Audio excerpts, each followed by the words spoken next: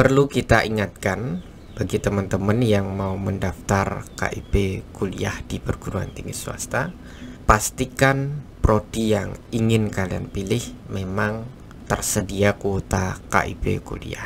Tidak semua perguruan tinggi swasta di semua jurusan yang mereka miliki kemudian diberi plot kuota.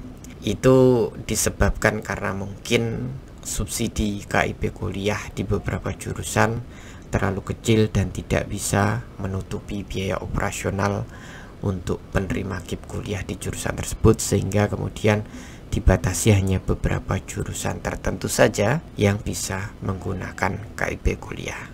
Oleh karena itu teman-teman silahkan sebelum daftar di PTS cross check jurusan apa yang bisa KIP kuliah, dan karena kuota KIP kuliah di PTS juga terbatas, maka teman-teman harus juga memahami alur tahapan pendaftaran dan benar-benar mencermati, mengikuti seleksi KIP kuliah di PTS masing-masing. Ketika pelamar KIP kuliah di PTS tertentu banyak, maka seleksinya akan semakin selektif.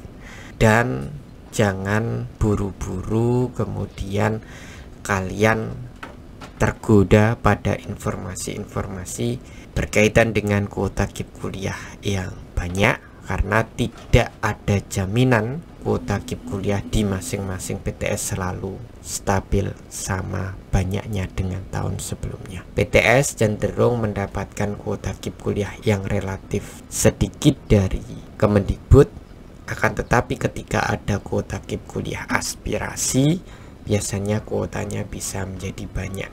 Dan siklusnya kuota KIP kuliah aspirasi itu tidak stabil, kadang tahun ini dapat, tahun depan bisa jadi nggak dapat, tahun depannya lagi dapat tapi tidak banyak, dan seterusnya. Maka teman-teman harus juga hati-hati dengan promosi-promosi yang menyampaikan bahwa kuotanya banyak, semua dapat KIP kuliah semua. Hati-hati. Prinsipnya ketika kalian keterima di KIP kuliah PTS, maka biaya daftar ulangnya wajib digratiskan. Jangan sampai ada tagihan daftar ulang 10 juta, 5 juta kemudian diminta bayar, sementara KIP kuliah kalian belum tentu dapat.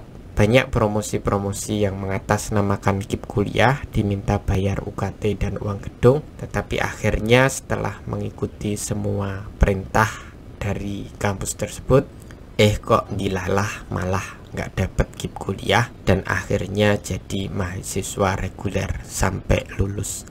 Itu tentu bisa jadi beban bagi kalian. KIP kuliah belakangan banyak digunakan sebagai alat promosi untuk cari mahasiswa dengan cara-cara yang tidak jujur.